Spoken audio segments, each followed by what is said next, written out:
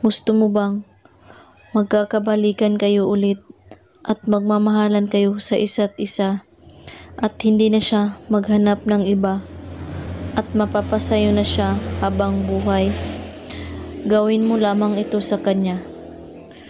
Una, kailangan mo lang ng isang dahon ng laurel at hawakan mo ito, ang dahon ng laurel, at ipikit mo ang iyong dalawang mata at ramdamin mo siya ng mabuti.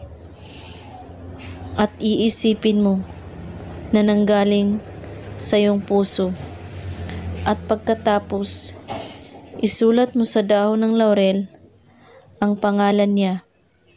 At sa likod ng dahon ng laurel, isulat mo ito: babalik ka at mamahalin mo ako ulit. At hawakan mo ang dahon ng laurel at iisipin mo siya at sambitin mo ito ng 7 beses.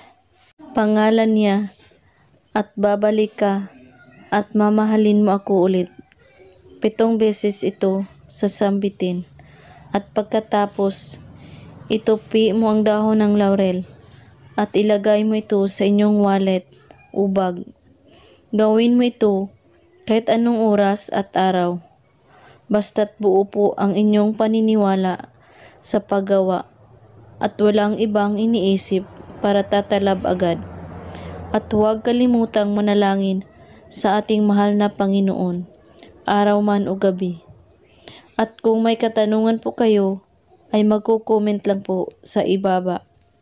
Maraming salamat sa panonood. May God bless us all.